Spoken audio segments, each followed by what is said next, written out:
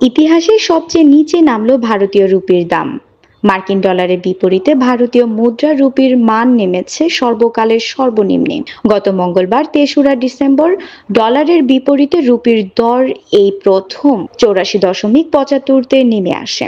বার্তা সংস্থা রয়টার্সের এক প্রতিবেদনে বলা হয়েছে, মার্কিন ডলারের বিপরীতে ভারতীয় মুদ্রা রুপির দর পতন চলছে। গত ৩ দিন ধরে টানা দর হারিয়েছে রুপি। এর মধ্যে মঙ্গলবার মুদ্রাটি ইতিহাসের সর্বনিম্ন অবস্থানে নেমে আসে। এদিন ভারতীয় মুদ্রার দর কমে প্রতি ডলার হয় ৮৪.৭৫ রুপি। যদিও দিন শেষে সামান্য বেড়ে হয় ৮৪.৬৮ রুপি। অন্যদিকে ডলারের সূচক বেড়ে হয় ১০৬.৫০। আর গত সোমবার ২রা ডিসেম্বর প্রতি ডলারের দাম দাঁড়িয়েছিল সর্বনিম্ন ৮৪.৭০ ভারতীয় রুপিতে।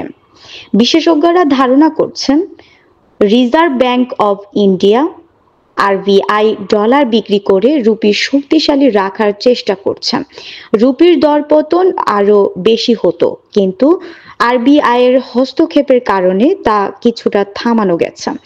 দ্য ইন্ডিয়ান এক্সপ্রেসের এক প্রতিবেদনে বলা হয়েছে, ভারতের অর্থনৈতিক প্রবৃদ্ধি ধীর হওয়া এবং বিদেশি পুঁজি বিনিয়োগের এফপিআই প্রবাহে সংকোচনের ফলে রুপির দাম কমেছে।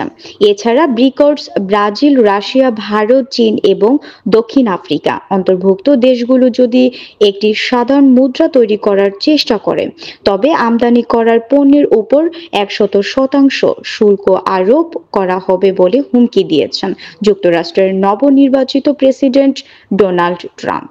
এর প্রভাবও পড়ছে রুপির দামে। তবে রুপির ধারাবাহিক দরপতনের ব্যবসায়ীরা উদ্বেগজনক বলেছেন।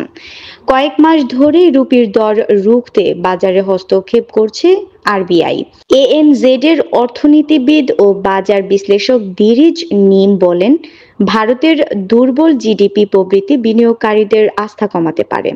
অন্যদিকে সাম্প্রতিক আরবিআই এর বৈদেশিক মুদ্রার রিজার্ভ কমাও রুপির পতনকে ত্বরান্বিত করছে। এদিকে টানা ৮ সপ্তাহ যাবৎ ভারতের বৈদেশিক মুদ্রার রিজার্ভ কমেছে বলেও প্রতিবেদনে জানিয়েছে রয়টার্স।